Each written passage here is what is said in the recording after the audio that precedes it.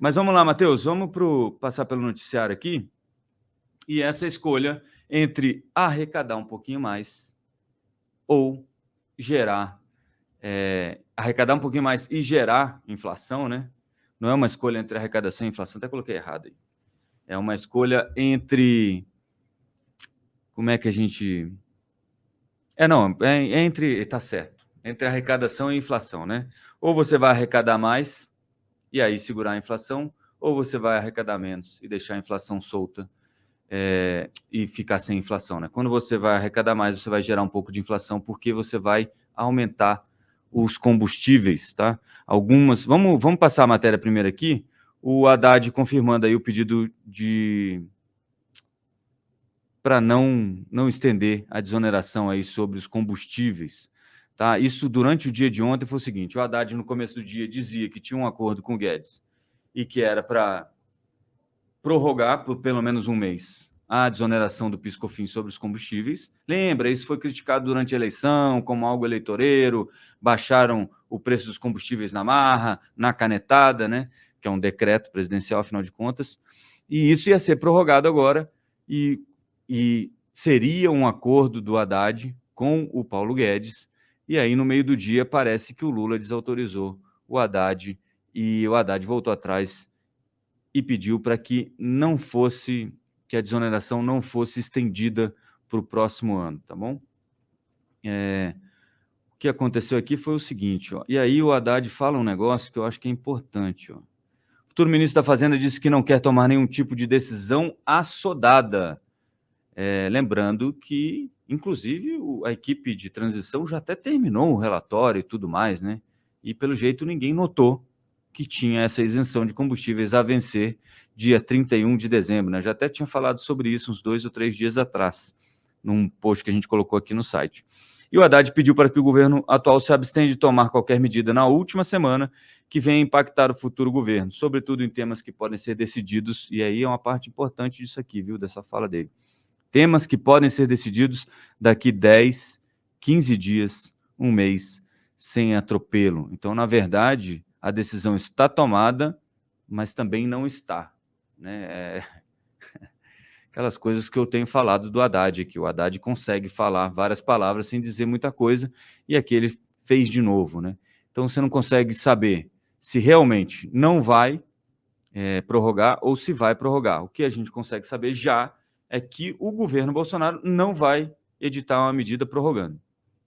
Vai deixar vencer, que ela vence dia 31, agora sábado, essa isenção sobre PIS/COFINS, e aí o governo Lula resolve o que fazer com isso aí nos próximos 10, 15 dias, como diria o nosso futuro ministro da Fazenda. Importante notar aqui é o seguinte, gente, tem as estimativas aí do pessoal da XP, BTG, é que isso impactaria aí mais ou menos 50, 53 bilhões de reais de arrecadação no ano que vem, que diminuiria um pouquinho da estimativa aí de déficit primário, que está em 230 para uns 180 mais ou menos, mas isso teria um impacto na inflação que varia aí entre esses economistas que têm feito esse cálculo, de algo entre 0,5 a 0,75 ponto percentual na inflação. O que traria, se a gente considerar a inflação Focus do ano que vem, que está em 5,30, mais ou menos, a inflação do ano que vem para 6% ao ano, tá bom? O que isso faz de diferença na nossa vida, né? Além de deixar o combustível mais caro automaticamente a partir de janeiro,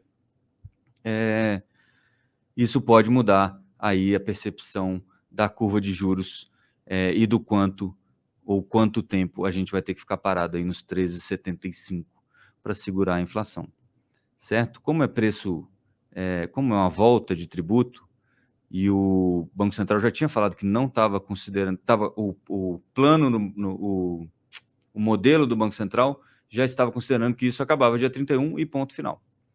Então, para o Banco Central, fica tudo como antes, né? Fica tudo como antes no quartel de Abrantes e mantém aí 13,75 da Selic por mais da metade do ano que vem, e aí sim começa a baixar.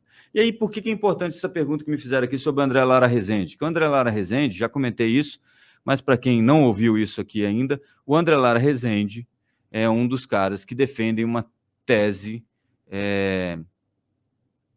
diferente, para dizer o mínimo, de que juro alto causaria inflação, né? Causaria uma inflação de ativos e só prejudicaria a economia nacional. Ele, inclusive, repete isso com outras palavras, não tão claramente, no artigo dele que saiu publicado na segunda-feira no Valor Econômico, mas se você procurar o livro Camisa de Força Ideológica, do André Lara Rezende, ele fala isso com todas as letras. Juro alto causa inflação. Então, você deveria baixar os juros para a inflação caminhar também para baixo. É uma tese que não é aceita pela maior parte da academia e pelos operadores de mercado também. Muita gente discorda desse tipo de raciocínio. A Turquia tentou implementar algo parecido, sempre cito o mesmo exemplo aqui. A Turquia, em novembro do ano passado, tinha uma inflação de 20% ao ano e uma taxa básica de juros de 14%.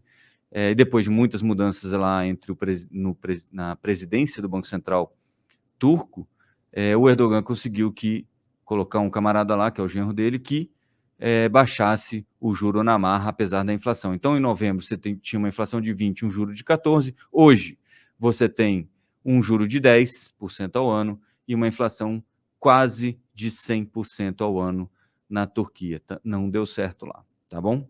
Só para lembrar aí os mais incautos. E aí, em fevereiro, o Banco Central muda 2 diretores. O André Lara Rezende já disse que não quer ir para o Ministério do Planejamento, não quis ir para o Ministério da Fazenda, nenhum cargo do Ministério da Fazenda ou coisa parecida. E na segunda deu essa ideia aí de que talvez ele estivesse inaugurando uma batalha para ficar um pouco mais influente dentro do Banco Central. Lembrando que a diretoria de política econômica troca o diretor no dia 28 de fevereiro, acaba o mandato do atual diretor, Bruno Serra. Então, abre aí uma diretoria que é extremamente importante na discussão sobre a taxa de juros no Brasil e que, sim, por que não, pode até cair no colo aí do nosso querido André Lara Rezende, e ele ficaria ali, sei lá, 1 ano, 2, para depois virar presidente do Banco Central? Vai saber, né? Não, tudo aqui são conjecturas, obviamente, mas é algo que a gente deve ficar de olho para saber o que vai acontecer.